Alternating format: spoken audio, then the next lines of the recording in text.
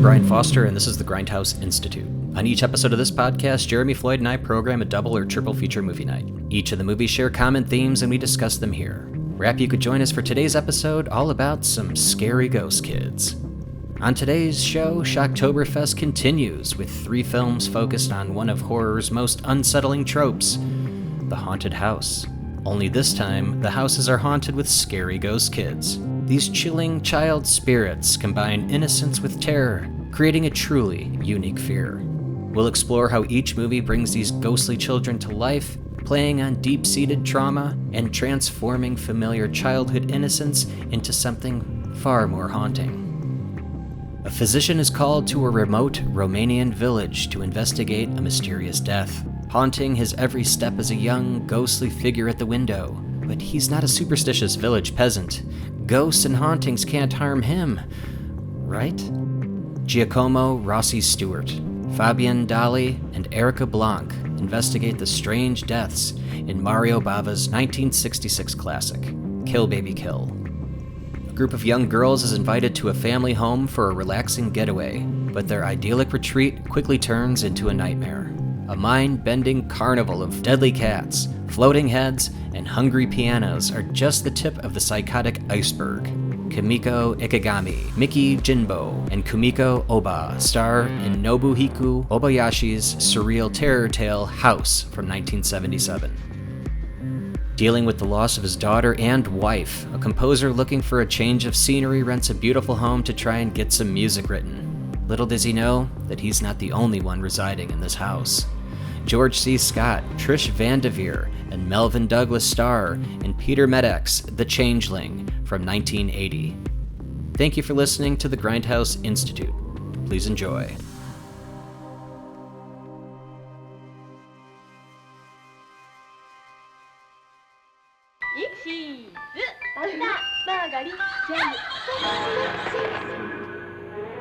I can't explain it. How can anyone have put this into her heart? People have a saying like that here. Only with money in the heart will one who suffers a violent death ever rest in peace. You know, there's some question about your lease, Mr. Russell. What do you mean? That house is not fit to live in. No one's been able to live in it. It doesn't want people. And there has been trouble in the house before. Welcome back to the Grindhouse Institute. I'm Brian Foster, and with me as always is Jeremy Floyd. Hello, and how are you? Wait, Brian, can you hear me? Can you hear me? Did you die in this house?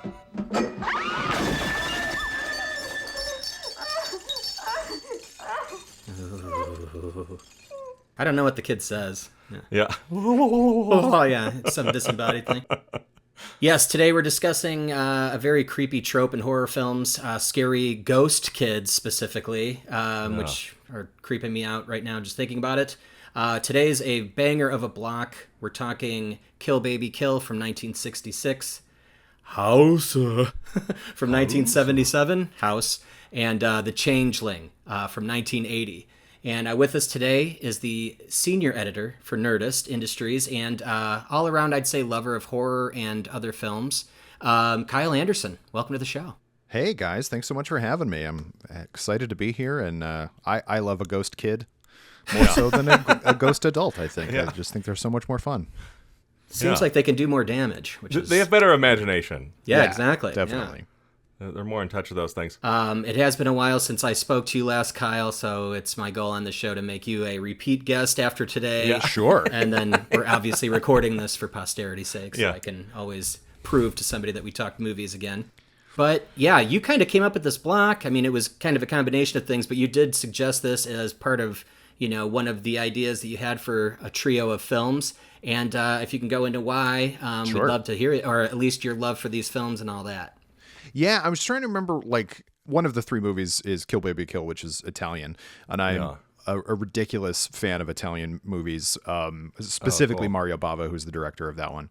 And so I was kind of trying to come up with different themes of Mario Bava stuff. And one of the ideas I came up with was Giallo movies, which I think at this point have kind of been done. Like, people talk about Giallo a lot, which is great, and they're movies that should be talked about a lot. But I think that Italian Gothics are really interesting also, and also of the Mario Bava movies that people know and like celebrate, I think Kill Baby Kill should be up at the top or near the top, and it isn't as much.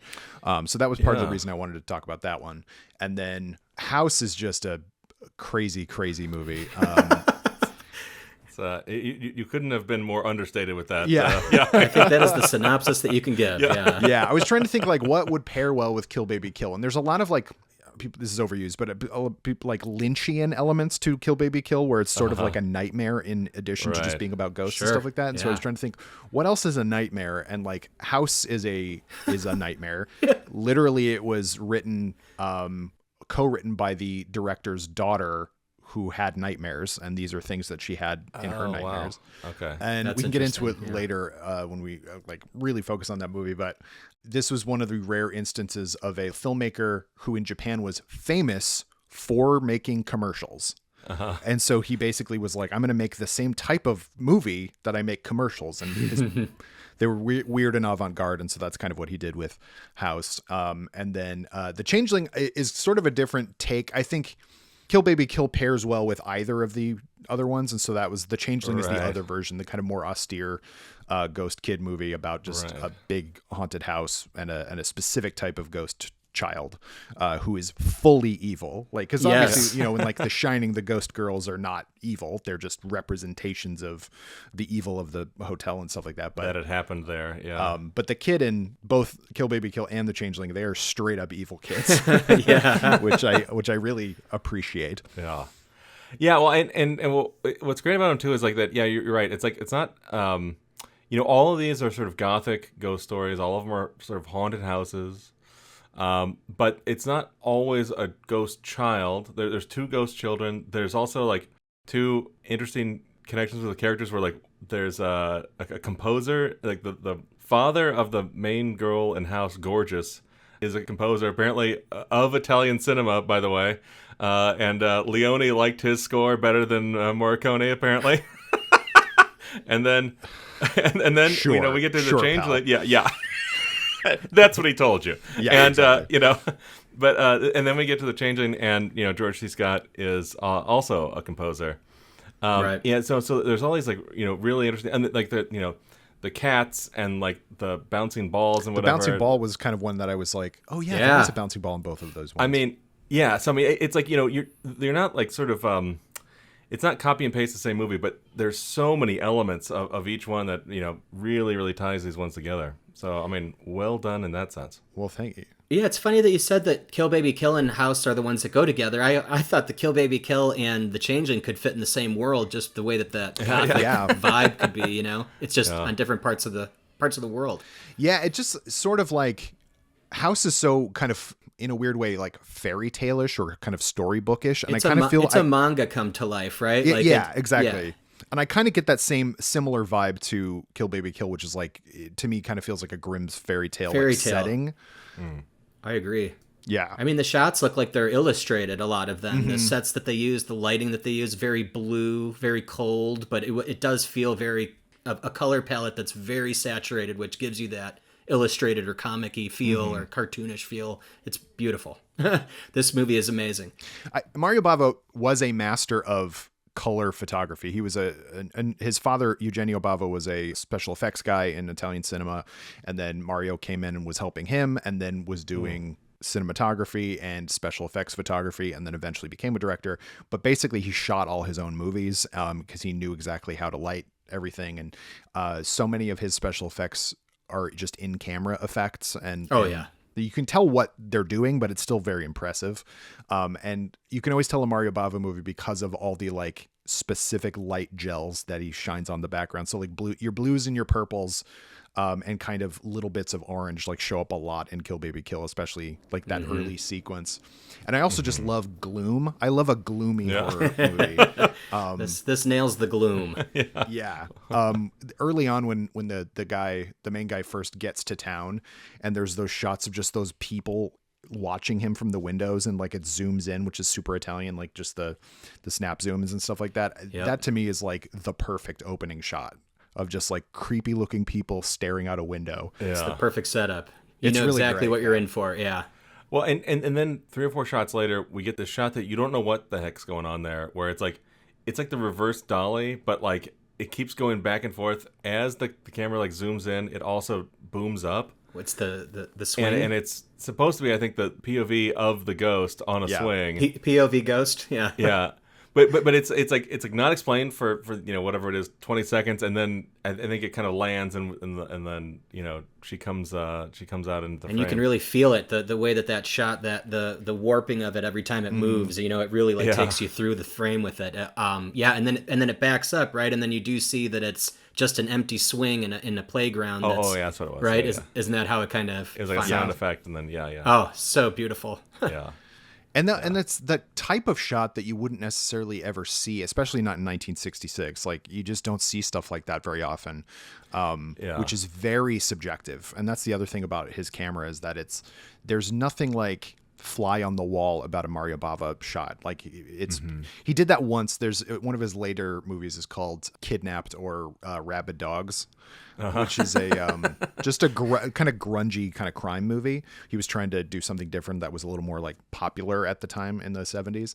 And so there's a lot of like, in that movie, it's just these kidnappers kidnap a guy and his daughter, and they're just driving across the country in this little car. And so the camera's just in this little car. And it seems like such a completely different type of movie. You almost wouldn't imagine Mario Bava making something like that. And when you watch something like, his black and white stuff like Black Sunday, which is gorgeous in its own way, and then this, I feel like, is the apex of his color photography, because there's some stuff out literally outside, but almost all of it is like even the outdoor shots are still on a soundstage. Those are stages, right? Yeah, and it just feels really fake in that specific way that.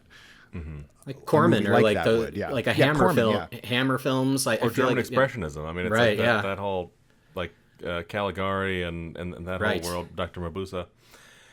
Yeah, and then there you go, is another sort of like connection to House, in the sense that like all those sets.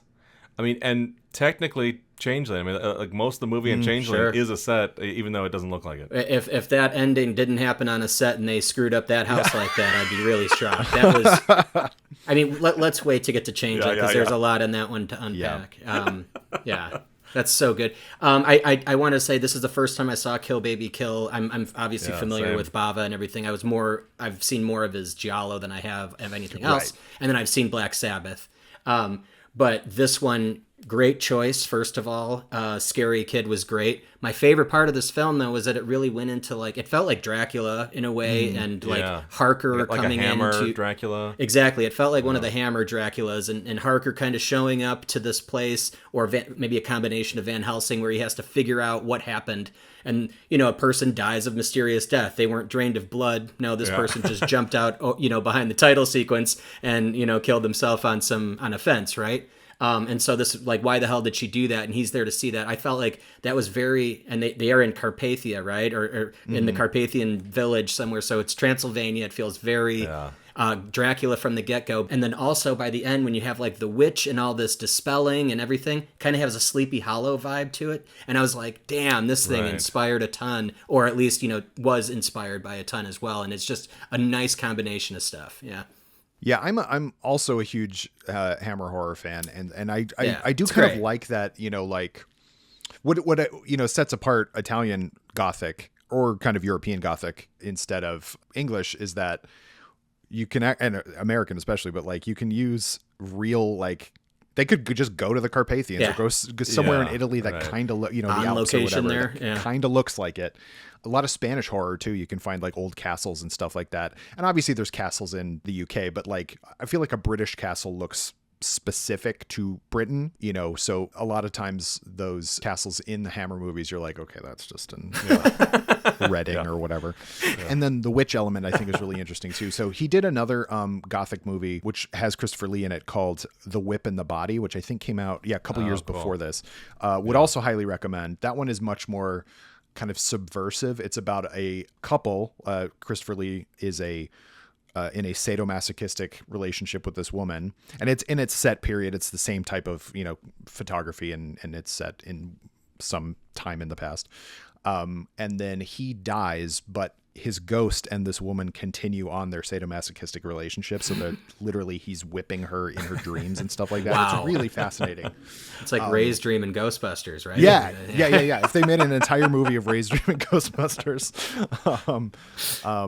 that one is also like super great. But in terms of the photography, like using castles like that and just kind of, he allows the blackness of spaces to like really fill in as well with all, in addition to the color. Like, it's weird when like the doctor goes through the house and it's so well lit because the rest of the movie is so kind of not well lit, Right. which I think is really funny. And like, I think there are like specific shots in that are up there with like some of the best horror shots ever. I mean, we mentioned the swinging one, which is incredible, but the snap zoom when the ghost girl, I think when you see her maybe fully for the first time, she's just in the window. And Crashing it's so right good. into her face. Yeah. But it was interesting that they set that up earlier, that the villagers were also kind of like that, leering and peering into the windows. So they kind of set up, okay, so that's how the people are here. Yeah. So what are we seeing at this window? You still don't know it's a ghost just yet. You know, you're still kind of, is this just some odd girl that lives in the village that's like creeping up on somebody? Or it's a vampire thing, or you kind of don't know where. Yeah. Like where is it? Yeah, it's a nice like mystery all the way through. Also, I don't know if it's like an English title thing, but like it doesn't give you any hints either as to what you're in for. Yeah. No. It was called Operation Fear, which I think is even less. Yeah. So there's a reason for that one. The lead actress in this, the red-haired actress, is Erica Blanc, and she was in a couple movies they were like spy movies called like Operation Rio or something like that. And so in order to capitalize on the fact that she was in it, they called it Operation Fear, which makes absolutely no sense at all. And Kill Baby Kill is a terrible title also. So like, I agree, it's a bad title, but when that title comes up and that girl is impaled on the thing, it's pretty badass. No, it's pretty rad. All I meant was like you didn't know what kind of monster or what kind of horror you were in for, type of thing. Yeah. Could be a rock opera. Yeah. Like I had absolutely no idea. And I do think because it is sort of indicative of Giallo titles. Like Giallo titles are big and weird and something often have way too Torso. many words. Yeah. Not that one. Yeah. I know. Your Vice is a Locked Room and Only I Have the Key is the right. best title of all time. But The Red Queen kills 7 times. Yeah, The Red Queen kills 7 times. Mario Bava's own film that he made later, A Bay of Blood, has a million titles, and one of them is Twitch of the Death Nerve, which is one of the best titles of all time. Yes. Yeah. That's come up on this show before. Is that the Tingler? I guess so. A different death nerve, Yeah. But I can't believe they didn't come up with like, even just like, I don't even know.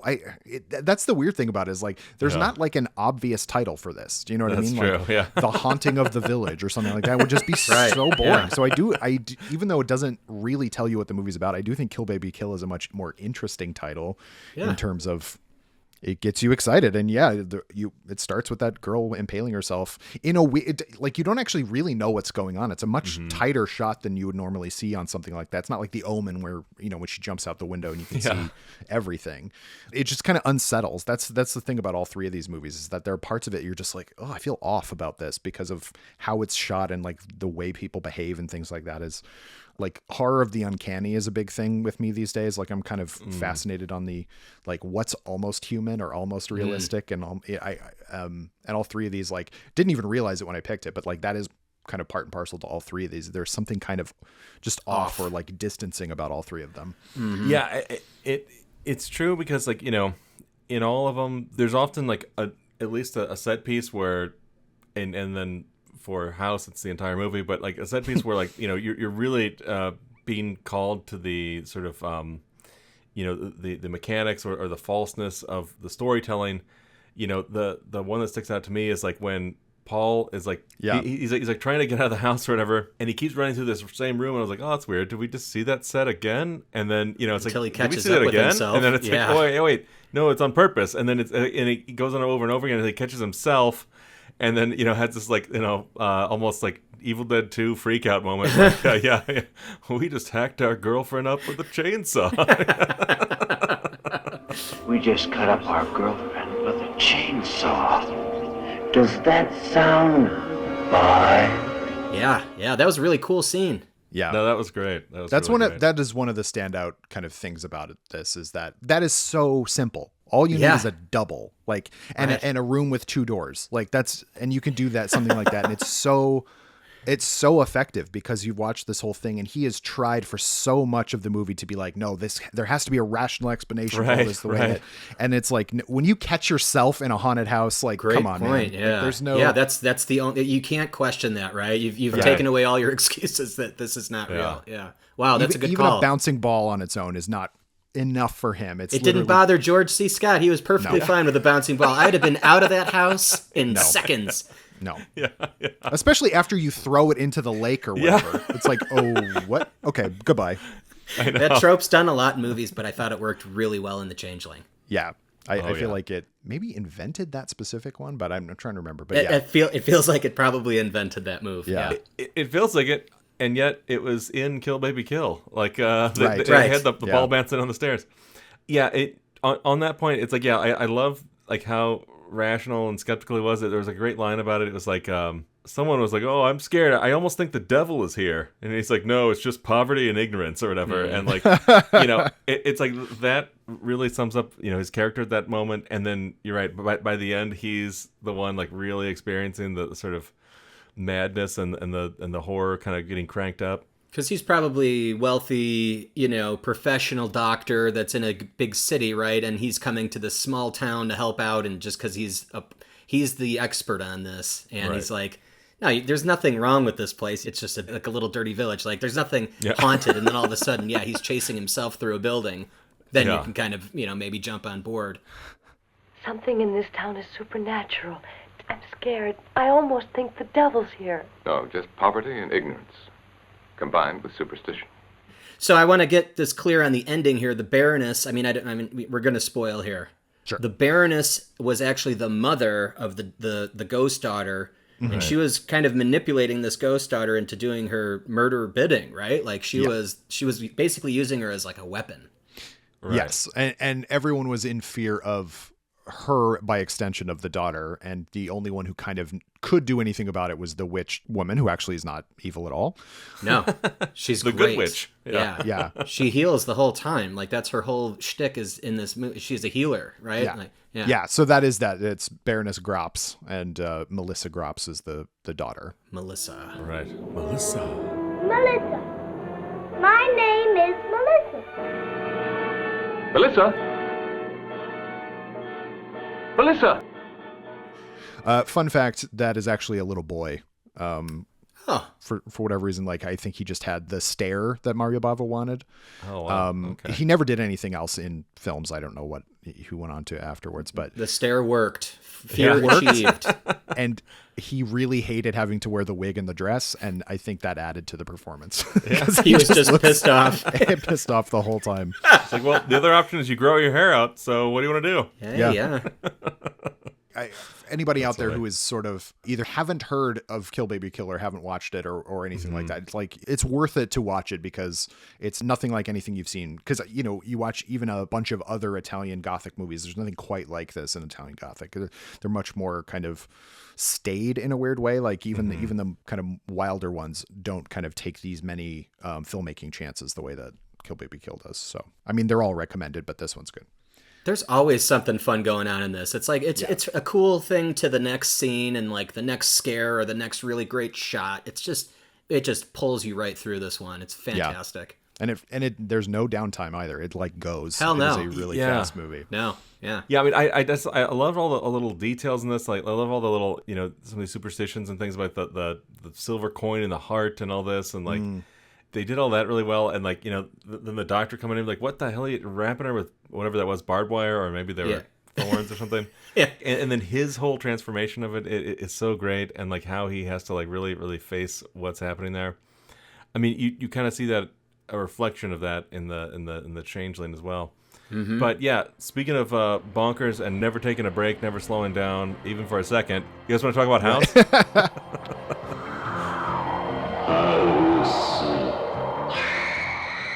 I didn't know why it took me this long to watch this movie. I've had several opportunities. I remember when I was still living in Chicago, it was playing at the Music Box, and I had an opportunity to go. Something came up and I missed it, and it was like the only time they played it there, and I'm like, what the hell is this? I saw the trailer and I'm like, this looks bananas. Yep. It comes through on every The trailer level. wasn't lying. Yeah. The trailer doesn't even give you a quarter of what this movie actually offers. Like, it is absolutely apeshit. I mean, it's great. It's awesome, and like we said before, it does feel like it's a manga that's just pulled right off of the page. Yeah, and it has this weird pervasive like dream quality to it. The fact that it's shot like completely through gauze the entire time, and it just feels like they're just kind of like prancing around in a weird way. Like it just feels very unsettling. And, even before they get to the house. Yeah. Like it's the entire thing. It's like they're always in that weird dream world. And also the fact that they're all named, their names are just things that they are or they Melody, do. So Kung Fu. Yeah, Kung Mac, Fu Professor's gorgeous. the smart one. Yeah. Gorgeous, yeah, Professor. Yeah, it's like Prof. Yeah, and so they basically are just those one kind of like archetypes because we don't actually have time to get to know them, and there's no reason to get to know them because it's all about just them going to this house and dying often in really weird and bizarre ways, being consumed by said house or who's ever controlling this house, this odd spirit. Yeah. I've tried, and I don't think it's like impossible to like figure out like the plot or anything like that, but no. I don't think there's any. They give it away at the end. Yeah. At a certain point, you just go, I'm just watching this thing. Like, I don't need to follow this. It's just. It's a ride, but I think that there is a big expositional moment at the end when the aunt finally says, or I think Gorgeous actually tells him, right? Because Gorgeous is part of it too, right? She's feeding the aunt unmarried women, I believe is the delicacy that this house is looking for. Or girls. Yeah, because they're all in high school or something, right? Unmarried girls. Yeah, exactly. Yeah. But yeah, I mean, even the director said that they wanted it to look like a kid made these effects. And again, 100% achieve that. Some of the effects are very hokey and clunky, but effective because that's how far they go for everything. Nothing is like cheesy because it stands out. It's all cheese. So it's all a big block of cheddar. You know, it's wonderful. You know, it's right. Yeah. It can't be cheesy if the whole thing is made of cheese. Yeah. Right. Nothing stands out against it. You know, honestly, before they even get to the Funhouse of Mirrors, kind of like you were saying, like it had like the music of like a 70s Sesame Street, you know, episode. And then, you know, crossed with like a Mentos ad or something. It was just like, it was so like bonkers. Yeah. And that's even before like the shit is hitting the fan. And they're doing these weird things like, you know, they had all the sort of main girls that we're going to see in the House of Horrors later on lined up and talking about what we're going to do this summer or whatever it was. And instead of just like cutting to singles of each of them, they would do this like electric slide back and forth between each character. And it's like so overwhelming to your senses as you're watching it because you're again like so expecting it just to be a normal, we cut to this person when they're talking and we cut to that person when they're talking and then, you know, but no, it everything's like that. And it's like, we're going to iris down into this thing over here like a silent film and then we're going to do this and do that. Oh, I forgot about that. Yeah, when it closed down into the iris, that was so great. Right, and it oftentimes, like, you know, the movie gets more bonkers than this, but like it felt a lot like, you know, an Eisenstein movie or I was gonna say, like a silent early film. like Soviet montage, like just like rapid fire cutting. And Brian, you were saying, you know, you'd seen the trailer for this. I was aware that House existed. You know, it's something that like, you know, has been in the Criterion collection forever, and it's always featured on the Criterion channel, and like then in like just movie nerd pop culture, there's that the aunt in her full like sort of geisha outfit and she's got her arms extended and some of these images and like the cat face. But I was kind of aware that it was a Japanese ghost story, Japanese horror story, but that was about all I'd known about it. You went in completely blind completely blind. Yeah. Oh wow. This is also like you, Brian. It was on my list forever to see, and you know, and thank you, Kyle, for finally forcing me to do it and take the plunge because this one was so wild. Have you seen this one in a theater, Kyle? I've never seen it in a theater. No, I've seen it at home several times, but I bet this would be amazing with a crowd. This one probably hits. Right. Yeah, I bet it does. They are. I don't think they're playing it this year at New Bev. They're playing Criterion though. But they are doing House. No, they're doing House. Yeah. I knew that they. I thought they did, but yeah. Sorry, I didn't. I interrupted you, Kyle. I was just gonna say like Criterion interesting you bring that up because that so many Japanese ghost story movies are kind of austere in a weird way. Like even like the scarier elements are sort of more, you know, because like something like Onibaba, which is the same director, like it's not as House, but as Quiet Down, I find really creepy in a different way, but it does still feel like it adheres to the rules of movies, and especially like of period set movies, specifically like Jedi stuff. Whereas this is like, it has no rules. Like the guy selling watermelons, like, you know, like he's got his whole thing going, or pumpkins or whatever, and he's got his whole thing going on. And he's like, what are you, bananas? He's like, yeah, I'm bananas. And then the next time you see him, he is a pile of bananas. All right. And you just kind of go, oh, okay, I guess Far that's out. happening. Or like the you know, the stuff with the cat is amazing and everything like that. But the death that stands out to me the most is when the girl is getting eaten by the piano. Yes, it's a pivotal moment. I think that is the pinnacle of the kills. Yes, 100%. And it just keeps going, and it's just like her hands get bitten off, and her fingers continue to play the piano as they're floating, and like it just gets worse and worse and worse. Yeah. I've had people say like, oh, you got to take an edible to watch this movie. It's like, no, I think that would actually make you more. Yeah, I think that would be the movie is the edible. Movie. Yeah, I was gonna say, I thought I took one before watching it, and I know I didn't. Yeah. A fun, you know, sort of interesting thing about the state of Japanese film at the time is that commercials, and I mentioned earlier, he was a commercial director, a very popular one, a famous commercial director, which is impossible to even think about now because everybody who's famous for directing commercials either then became a filmmaker or started as a filmmaker, and just like, you know, Ridley Scott directed that like famous, you know, Apple commercial or whatever. Yeah. This was like the stars of the film industry were commercial directors because that's all where all the money was. And so that's like where they put all the focus, and they wanted these really interesting kind of pieces of art to sell whatever product they were doing. Other than that, and a few kind of B movie kind of, you know, the cruddier Godzilla movies before they rebooted it in the 80s. That's kind of all there was because there was television at home, and that's where everybody spent their time. Like Japan got TV basically for the 1964 Tokyo Olympics, and then everybody got a TV 100%. because the Olympics, we got to watch our guys in the Olympics. And then they all just went, why would I leave my house? I have a TV. And like, it doesn't, like, it never happened like until now in the US, right people are doing that in the last few years, but they did that in Japan in the 60s. And so you had stuff that was like as good a quality in terms of production value on television. So you needed to do weird stuff in movies to get people to actually go to the movies. And Nobuhiko Obayashi had the clout to go, I want to make a feature film of this weird dream that my daughter and I came up with.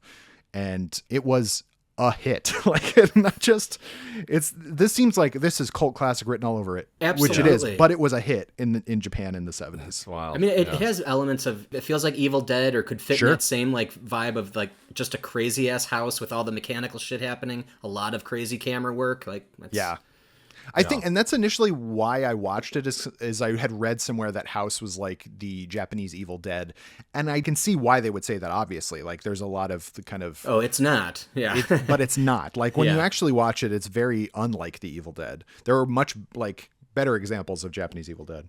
Yeah, no, but I think there's a lot of like, you know, especially in Evil Dead 2, when it's like, you know, you get that huge, just like 100 million gallons of blood, you know, shooting into the room there, like when Kung Fu kicks the cat painting, which is the craziest thing I've ever said. And, like, and then it just starts like, you know, bleeding or whatever. And it's like, you know, they did that toward the end there in Evil Dead 2. And like, you know, the piano thing, that felt very much like Sam Raimi was like, hell yeah, I can do that, you know, type of thing. Felt like the animals that were stuffed on the wall, how they were moving around. That was the Raimi thing, you know. Yeah. And it's weird too that this also predates Stanley Kubrick's The Shining, which I like. That to me just seems like a much older movie just in general, but this predates it. And so there's stuff like the, you know, the blood flowing. It's like, no, this weird Japanese movie actually did that first. And House did it. Yeah, House did it. And it's a weirdly like prescient movie, not like in our actual times, but like in the way that horror movies would go in the 80s, because this feels like a gonzo weird 80s art movie, but it was made in the 70s for ostensibly commercial reasons, in order to make money. Again, Yeah. this movie made money. I don't understand. Well, it was a big hit, right? I mean, I guess Yeah. it didn't get very good reviews, but it No. was a huge hit, and people. Yeah. I mean, it's an odd film. I'm sure people didn't get it right when it came out, but man, No. I mean, at this point, it's like it's just a really fun ride, like you said. Yeah. Once this movie starts, you're just like, just let go. Yeah. Unplug. And you sort of go, like, I think there's probably some people who would go see it at maybe not the New Beverly, but like, I remember going to see certain like world cinema horror movies at the Egyptian in the earlier version of the Egyptian here in LA. And people would just start laughing at like its culture they didn't understand. Like, and I feel like this is, unless you realize what you're getting into, and at least in terms of like the backstory of why this was made, I think there's people who go, this is so bad, but it's like, no, like you don't understand that this is what he was actually going for. Like, Yeah. you might not like it, which is fine, but like Right. you can't say that he did a bad job because Yeah. No. There's he that did was on exactly what he purpose. set out to do. He did the greatest job Yeah. of like this entire thing. Yeah, it's wonderful. Yeah. It just feels, and I think actually, like, which is weird to say in a movie that this kind of big and broad, but like all the girls' performances are like good. Like, Yeah. Right. obviously they're just serving like an archetypical purpose, but like, especially, gorgeous. And then the aunt is really creepy, and like, Yeah. you get everything you want from all these Yeah. characters. And like our pal, the bananas man, is still weirdly the unsung hero. He'll of the come and movie. save us, right? Yeah. Was that wasn't the dad, was it?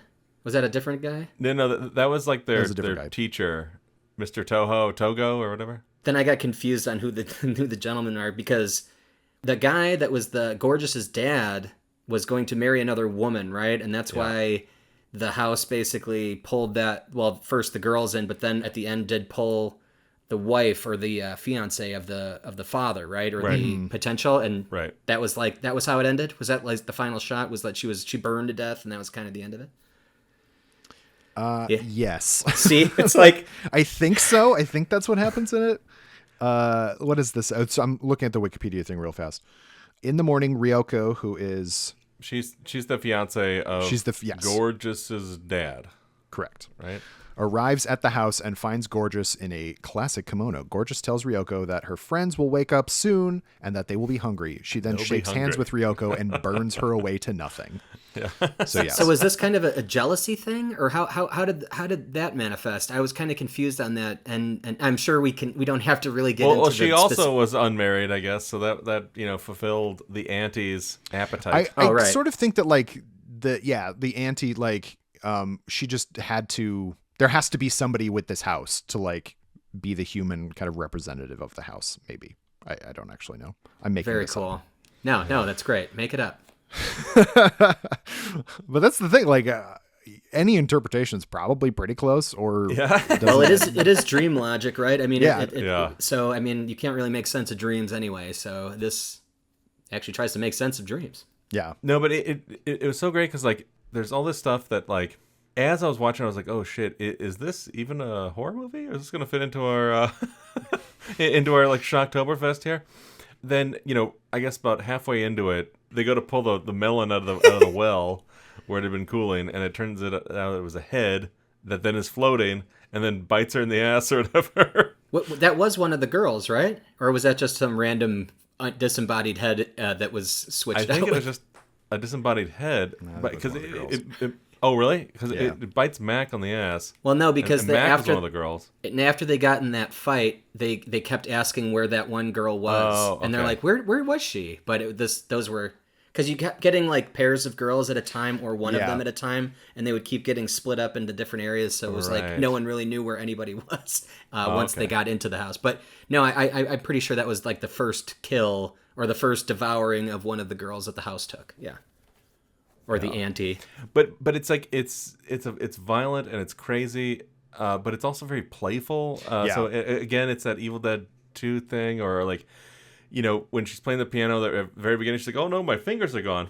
That's weird." And then the the lid of the piano like shuts on one of her hands and chops it off. She's like, "Oh, now my wrist is gone." And like so it. Like her reaction to losing limbs like that, was not what you or I would probably have, and same with like the love bites on the ass when we first see the head popping up, like the full blown horror or the characters also being horrified took a while to kick in as well, because like, you know, they were still in the sort of whimsy and Mentos world at that point. And I remember that there was at one point there were those like logs, because they had a fire at one point and the logs kind of spilled and then they stood back up and they started dancing or whatever. That very much felt like, for sure, Sam Raimi, you know, was inspired by that. Stop motion, yeah. Yeah, there's sort of the idea that like, and again, this feels like it comes directly from children, which is like stuff in a location that looks like it should be normal, and it isn't. So like, if you put yourself in the mind of a little kid, you go somewhere that has a big giant grandfather clock or a grand piano or something like that, you might be like, these are strange relics of a different time. We don't have that at home. Like that. Right. And like, and all of those things come to life and eat you, like, or like a pet that isn't yours. You know what I mean? Where you go, I should like this pet, but it doesn't seem to like me. Like that, you know, like flashes green eyes at you. Yeah. The light fixture eating kung fu, like, I think is an interesting one too. It's just like, it's just literally the house just comes to life. And then her disembodied parts just kind of floating around in that negative space or whatever. Yeah, it was wild. It's one of the weirder movies. I won't even say it's like the weirdest Japanese horror movie I've seen at this point, because I just keep trying to find weirder and weirder ones. But do you have a recommendation for like the next ramp up there? Yeah. There's a movie. There's two actually. On the vein of Evil Dead, I think that's sort of where I won't say that they're as crazy as House, but I do think that they're like crazy in their own way. One of them is literally called Evil Dead Trap. If you haven't seen that one, it's really, it's kind of a mixture of Saw and Evil Dead. Like, it's about people who end up in a weird warehouse that's full of traps, but also there's like evil spirits and stuff like that. So that's kind of cool. And then the other one, which is legitimately a very low budget movie that they made to be like Evil Dead, but in Japan, is called Bloody Muscle Bodybuilder in Hell. Yeah, that's my new password. It's with a 1 in there somewhere. Yeah. The filmmaker is the main guy who also happened to be a bodybuilder, and so it's just him or like with ripped biceps and stuff like that for the whole thing. We are definitely highly putting recommend that both one of these movies. I think Bloody Muscle Bodybuilder in Hell, which you have to say the entire title of, is only like 67 minutes or something like that. It's real short. Oh, I'm gonna love it. And they're both on Blu-ray now. It's already my favorite one. Yeah. Hell yeah. Titles alone make them worth watching. Yeah. Oh man.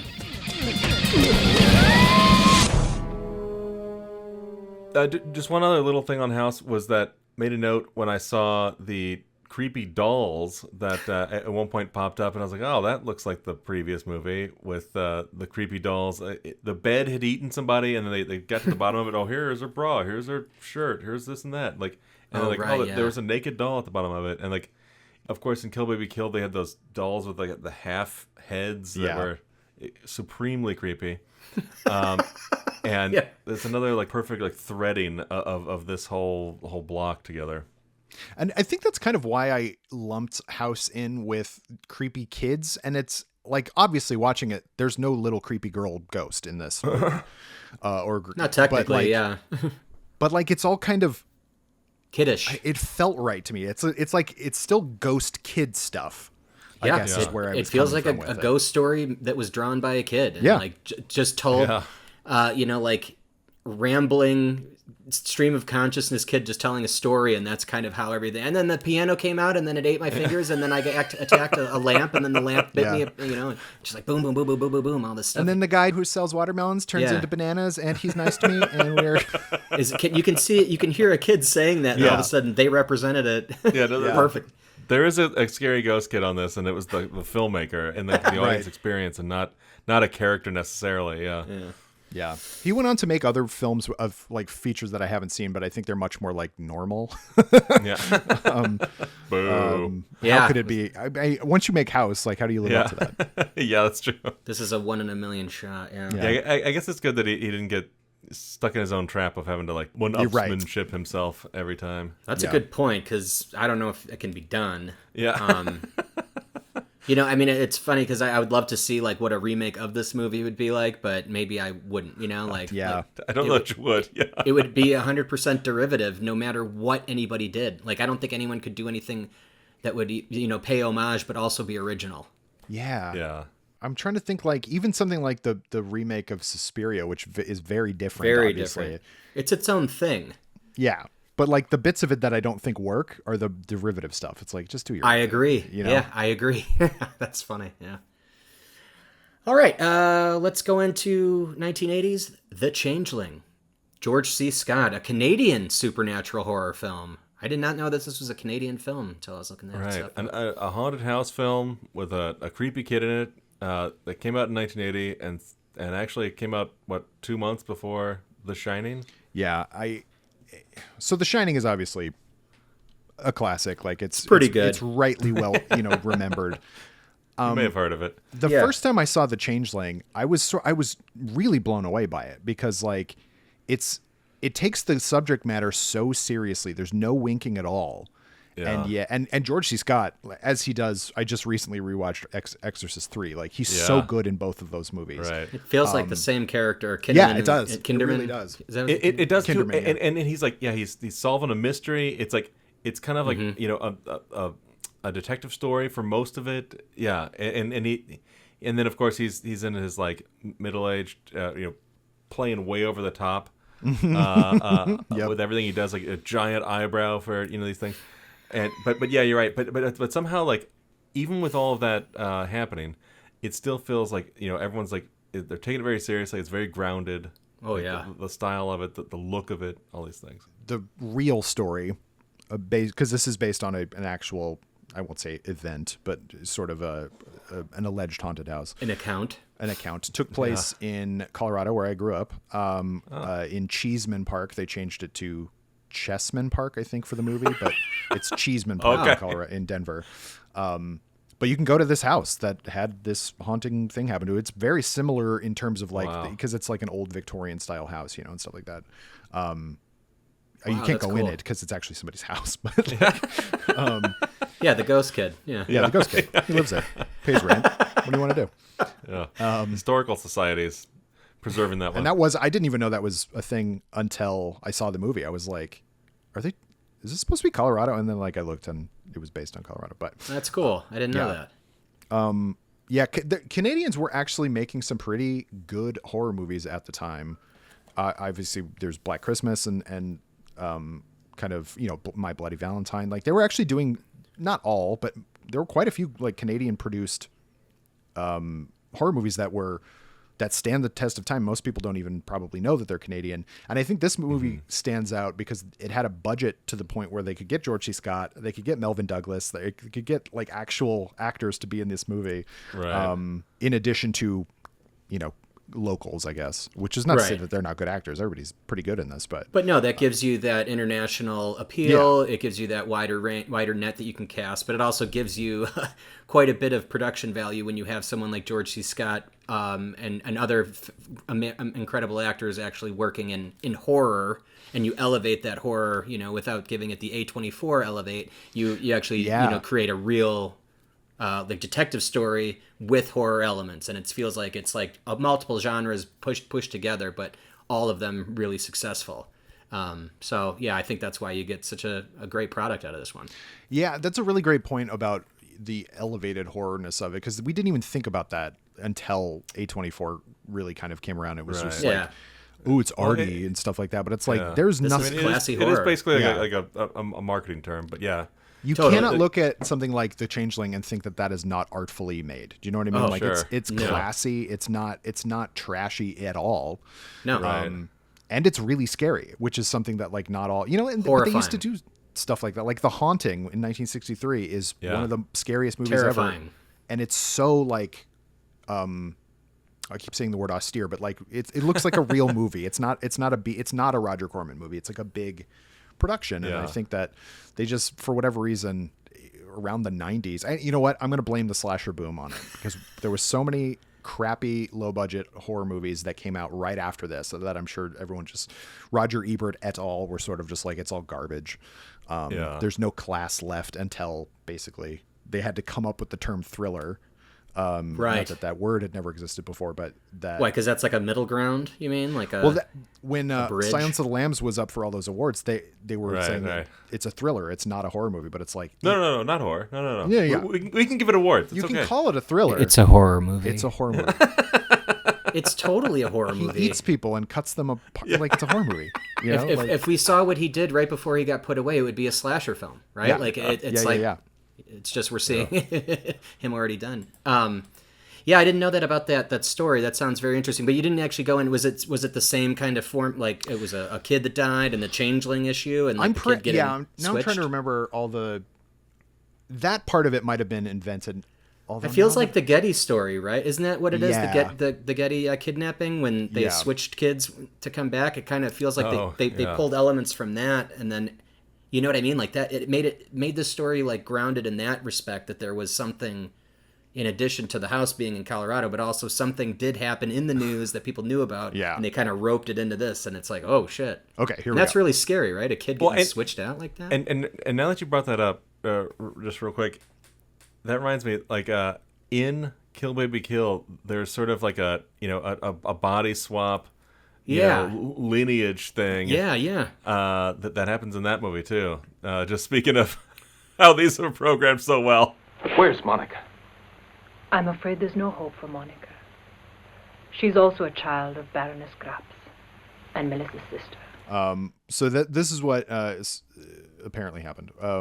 Mysterious events that allegedly took place at the Henry Treat Rogers Mansion in Cheeseman Park, Denver, Colorado, while playwright Russell Hunter was living there during the 1960s. After experiencing a series of unexplained phenomena, Hunter said he found a century-old journal in a hidden room detailing the life of a disabled boy who was kept in isolation by his parents. During a seance, he claimed the spirit of the deceased boy directed him to another house where he discovered human remains and a gold medallion bearing the dead boy's name. Henry Treat Rogers, a wealthy Denver attorney, was childless, but prior inhabitants of the house remain undocumented. So very much beat. Very similar, similar, a lot of the same beats. Yeah. I love that scene, by the way, when he finds the remains or is guided to find the remains underneath that house. Man, that was so scary because the mother says, "My daughter at whatever the stroke of midnight or whatever that time was, whatever that seance was, or it all coincided with the seance that they were having, and when everything kind of went blank, that at the same exact moment the daughter saw the kid, right, and so that's why he knew to go into that room or under the room. I was like, damn, they didn't even show that horror, and it was scary. They just talked about it later.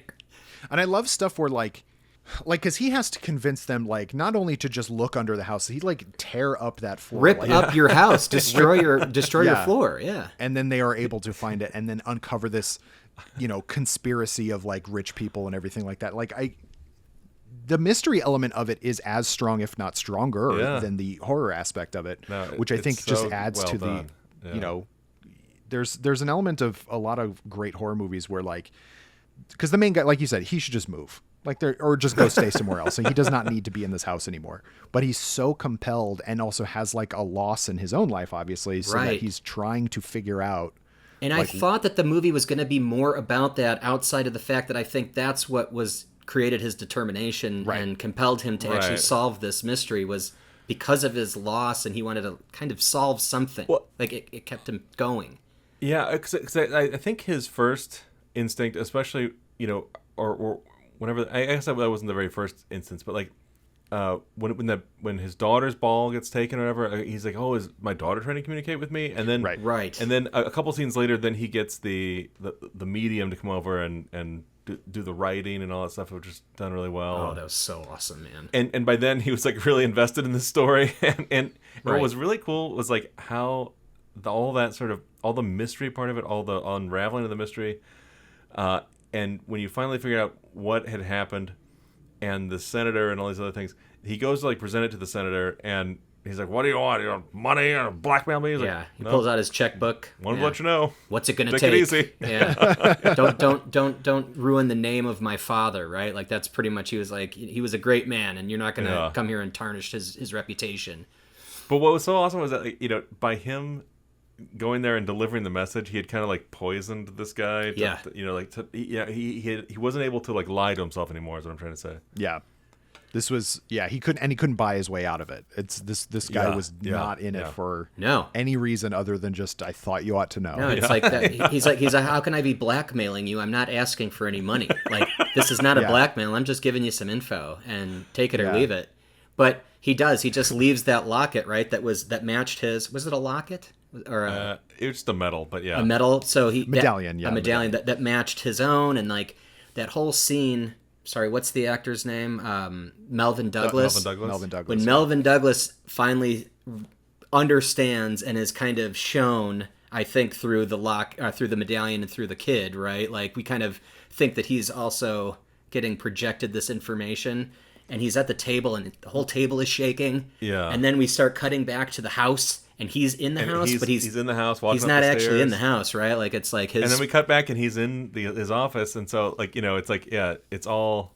That is one of the best. How much of that is ramp-ups. actually happening? Yes. And it's like the house is burning down, and because George C. Scott sees him walk through the house, so clearly, there's something that was happening there. So you really didn't know if did he get home so quick? And then we cut back, he's back, he's still there, but he does die with the house, right? It's just he dies back where he is. I mean.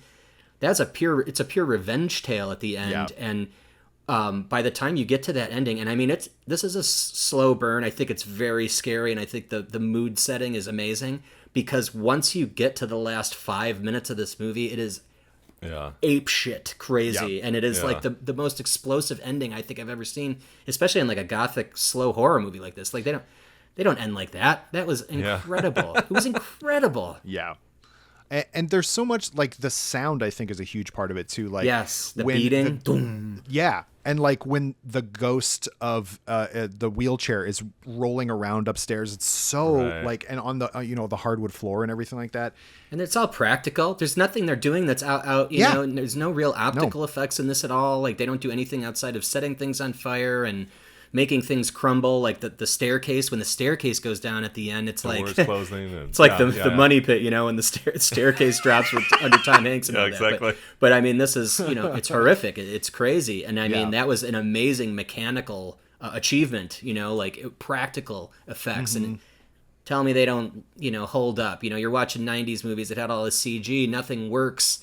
Even The Haunting, the remake, doesn't work due to all that stuff, and then you watch something like this, and it's like, what? Keep doing this. Like, let's go back to this kind of stuff. Yeah, they literally built a house and then destroyed that house. Yeah. Like, that's what you should do. You're making a movie. Yeah. Like, and that's how it feels realistic. Like, everybody on a green screen or on the volume. It's like, I don't care how good it can look in certain directions. Like, I know there's nothing there. So, like, it doesn't work. On the sound, again, I want to just hammer home, is that... The first time the ball, I see what you did there. He does the stuff with the ball. It's kind of like you hear the noise and you go, okay. Once he figures out, okay, this is my daughter, but I'm going to say goodbye or whatever. And he throws the ball. The next time it bounces, the camera is so kind of like fisheye lensed on the ball bouncing down the thing, and it sounds like a monster coming down the stairs, and it's literally just this little red ball, and that is stamping on a piano. It's just and that's how like effective. The thematic elements of this movie is that you think that is scary. Like, you don't see like a gory depiction of a ghost or anything like that. It's just this ball bouncing that we know, and he knows he threw into the river. There should be no ball anymore. Yeah. And so like he is able to, just convey. Peter Medak directed this one, and like he was able to. This one actually did see at the New Beverly, interestingly enough. Cool. And that was really fun. Yeah.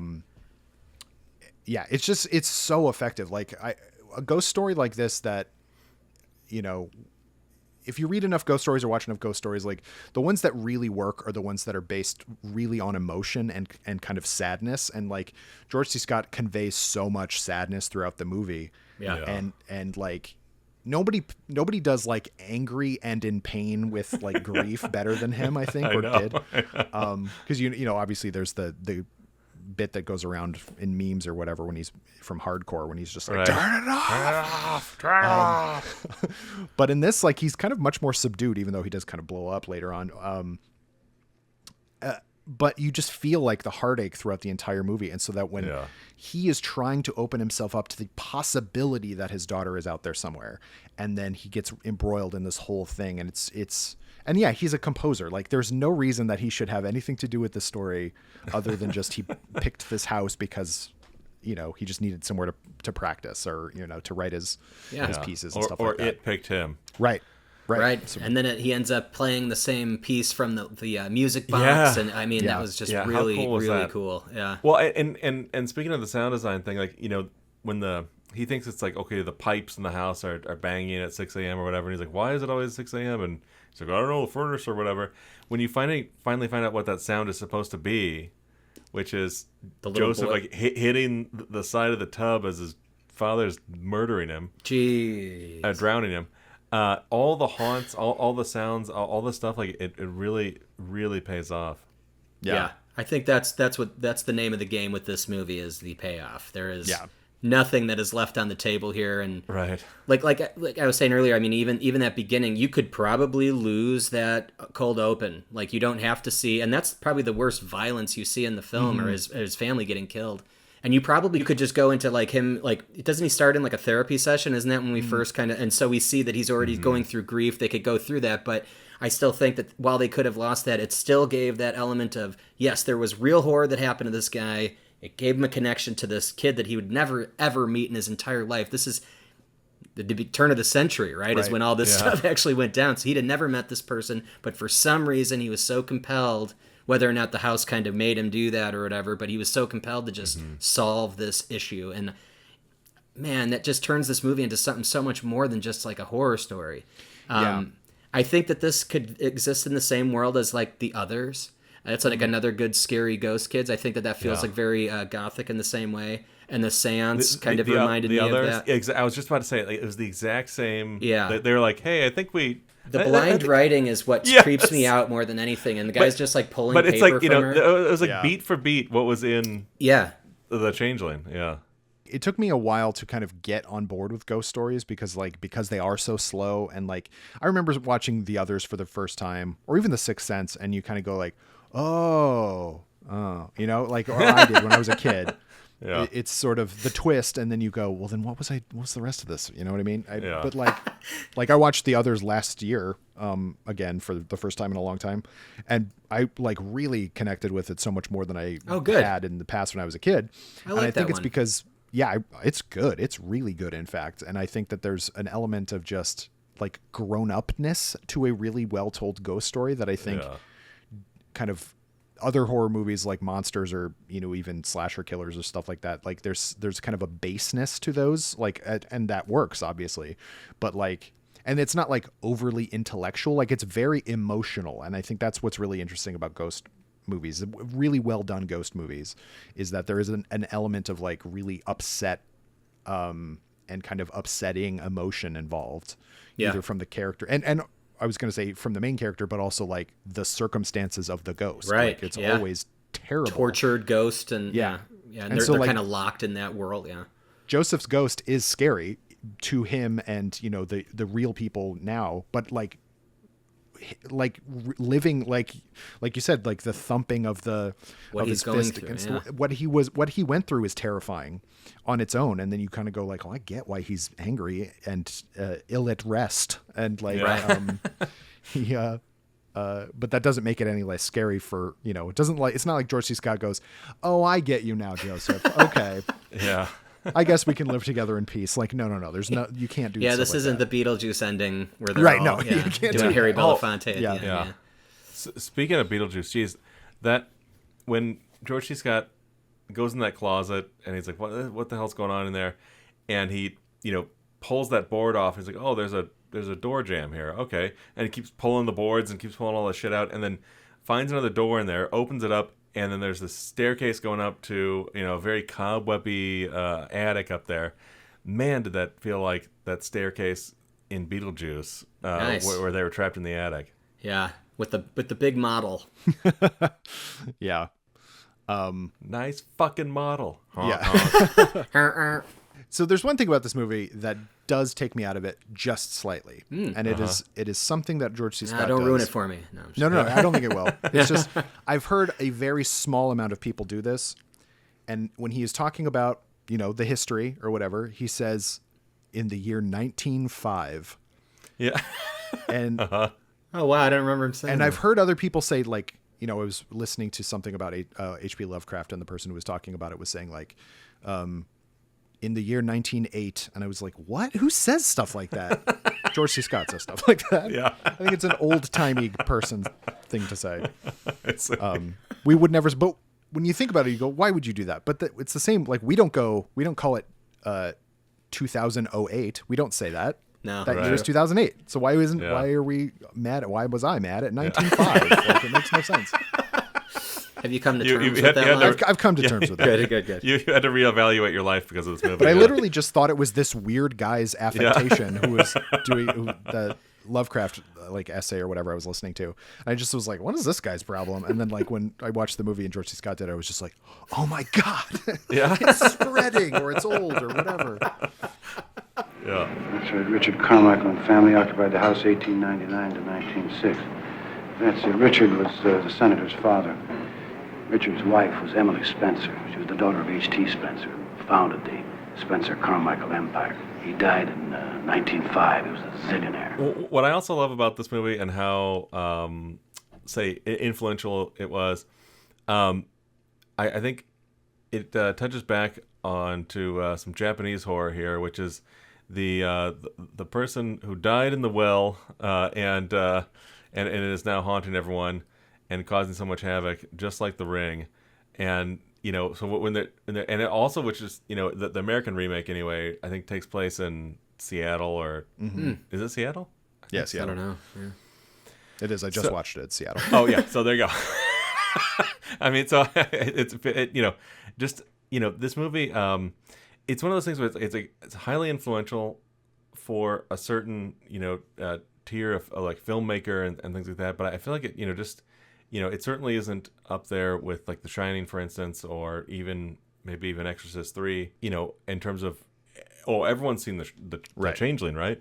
And it's wild how influential it was, and then how like well all of that holds up. Like we were just talking about, like you can just sit there and watch it as if it were made recently, and someone who's not either a horror junkie or a movie nerd or whatever could enjoy it and be exposed to it like it was a modern movie, because most of it's like a kind of a cold case procedural detective story, and then there's this horror element on top of it, and there's horror element for everybody is here. done so well. Yeah, exactly. And all of that's satisfying, like everything with the politician, all that stuff, like yeah. I don't know why, like even where I heard about this movie initially, but like I think it was maybe like one of those like scariest moments in movies or something like that kind of countdown show. But this was one that like it was really hard to find for a long time, and then like pretty recently Severin put it out on Blu-ray, and like God bless them, because they did a really good job. But I think I remember like getting it on really crappy, like an old DVD copy or something like that from mail Netflix. Remember when they used to actually get physical media from Netflix? Do. Now they've killed physical media. Yeah. But I it's bought just the red car so I could dismantle it. But like Netflix was initially like, that's how I saw all these horror movies that I'd always heard about, and it's like they weren't at Blockbuster. Like, where else am I going to find stuff like this? And so like The Changeling is like, I think like Changeling and The Wicker Man and like Lamberto Bava's Demons were like the first 3 movies I ever got off of Netflix, and they were just like, okay, it's nothing like a scary horror movie inside of a scary horror theater. Yeah. Exactly. But yeah, I think this movie holds up. Every time I watch it, I'm just like, God dang, this is just like a great piece of work that should be. And I think, I don't know 100%, like maybe it was just Stanley Kubrick made The Shining, and that was kind of the bigger, more bombastic kind of version of it. But like this movie should be like you were saying earlier, Jeremy, like this should be a movie that everyone has seen, because it's so kind of ubiquitous, or it should be so ubiquitous. But it's for us to chat about on, y'all ever seen this movie? Yeah. We're doing the y'all ever seen this whole block of movies? Yeah. It's my understanding that there are 23 students registered for this series of lectures on advanced musical form. We all know that it's not raining outside.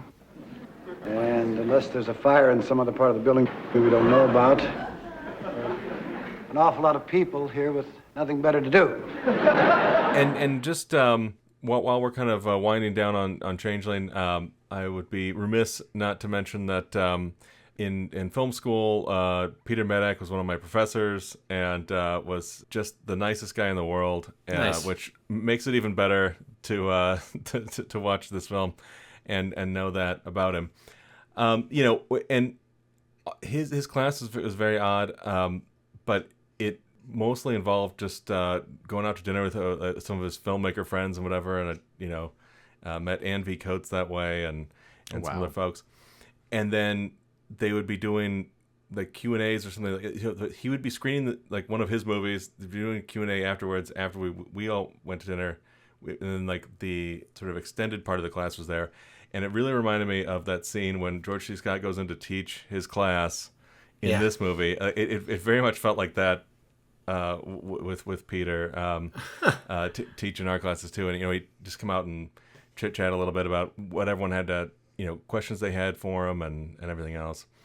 And I was already a huge fan of him because The Ruling Class is this amazing movie that he did earlier on. I had seen The Changeling on like a VHS, like a crappy VHS. They screened at 35 that night. Oh, nice. But I was having dinner with him instead, so it was I missed it that way, and it was amazing watching it on the Severin 4K Blu-ray. Boy, it looks so good. Like they always do such a good job. Like I'll shill for Severin. Yeah, I think they do such a great job. Yeah, they care. Yeah, they do, and I think that's they really do. All three of these movies that we talked about, like they're all on like I don't know. Arrow Films put out, and actually Kino Lorber, depending on where you live, put out Kill Baby Kill, and Criterion obviously put out House, and then Severin has The Changeling, and it's just it's amazing to see these in such good condition because like we probably all would have seen most of this, especially House, like we would have seen on crappy VHS for sure. It's also weird to think about like of these three movies, House is the one that most people have seen because it seems like it should be the one that nobody has heard of. But. It's been available, have to like ease yourself into the harder stuff on that one. But it's just more available. Yeah, that's what it is. And it's a shame that the Changeling isn't as available as House is, for instance. But I'm glad. I mean, I don't know if you can stream it now or anything like that, but I don't know. I haven't checked. It's great that you can get it on physical media. And I know Kill Baby Kills on Tubi. Which is cool. Tubi is really Tubi has a good collection. Yeah, of if stuff, you can stomach like weirdly placed ads, like, they really have a lot of good movies. They really do. They've got a great library. There were a few foreign movies that I've been looking for a really long time that I was not able to find like crappy versions on YouTube, because usually you can find like weird Asian movies on YouTube. But like, and Tubi had them. I was just like, how and why? And like they have like all the Albert Pune movies from the 90s. It's I'm awesome. sure that's how I watched one of after he passed away. That was last year, wasn't it? When he passed away, 2020. Yeah. Or maybe it's 22 or something, or 22. Yeah, I don't know. Like recently, and sometime in the past. But then I was just like, I need to watch all these weird Albert Pune movies that I'd never seen before. Like we did a Pune show. We did Doll Man, Sword and Sorcerer, and Cyborg. Yeah, Cyborg. Yes. Yeah. Nemesis was the one that I like tracked down, and it was that's just like his best. Yeah, it's really good. Like the action in it. Yeah. The acting in it isn't amazing, but the action in it is super good. Yeah. He could make a movie, right? Who shows up for the acting in a Pune movie? Exactly. Yeah. What do you want from me? I've done everything I can do. There's nothing more to do. Kyle, thank you so much for joining us today. It was a pleasure speaking about these films with you. Do you have anything you'd like and thanks to for programming, too. Yeah, exactly. Thank you for creating this show for us today. Really appreciate it. Anytime. I'm happy to do it. No, it was really good being introduced to these films. Thank you so much. And if you have anything to plug, now's the time to do it. Yeah, so I host a weekly podcast over on the Nerdist Network called Laser Focus. Every week we do a deep dive on something. Often it's like, a new movie that came out or a TV show that just ended, but sometimes it'll be like, classic stuff or nostalgic stuff. We do that a lot. And just kind of me and a guest will talk for an hour, usually just about this one thing, get really in the weeds on it and things like that. Either a topic, but like the ones I really like are when we pick a specific movie or TV show, because then you can just kind of, everybody knows what you're getting into. You don't have to like kind of prepare too much for it. Other than that one thing, which is really nice. And yeah, you can find that. It comes out every Thursday on your podcast feeds. That's Laser Focus. And Halloween is my favorite time of year. So, and it comes out Thursdays. So there are 5 Thursdays in October. Oh, nice. 2024. So there will be 5 horror themed episodes to listen to. Right. On things like Dracula movies. Are You Afraid of the Dark? The old Nickelodeon TV show. Folk horror, which is, I think scary as hell. Scary as hell, and it's really come up. Like that was not something I'd even heard of until like just a few years ago, and now it's like people are putting out like whole box sets of it. Severin again. So listen to Laser Focus anywhere you get your podcasts. Amazing. Awesome. And you can follow me. I'm off of any of the more horrible social networks, but please follow me on Instagram at functional_nerd. And also, if you would follow me on Letterboxd, Kyle_Anderson. I'm on there, and I watch a lot of movies, and I almost always write some sort of review, little kind of potted review, not really a thoughtful review, let's say. A lot of like just goofy ones. But in the month of October, I watch a lot of horror movies, and so if you want to just kind of follow along with what I'm watching, just recently introduced my wife to Longlegs, which she did not see before it came out on video, and she really liked it, which I was very happy about. Today. Yeah, I haven't seen it yet. Oh. Get ready to listen to a lot of T-Rex, because that's what you're going to do after you watch it. Did you like it? I really like it. I think it's good. I warned you once not to profane dead bodies, Doctor. Anybody who does is going to pay with his life. All right, thanks so much for listening. Please make sure to subscribe and follow us on all the podcasts and social platforms at the Grindhouse Institute. And if you really want to give us a boost, check us out on any podcast platform and leave us a rating and review. It helps us to get noticed. Thanks so much, everybody. We'll be back next time. Ciao.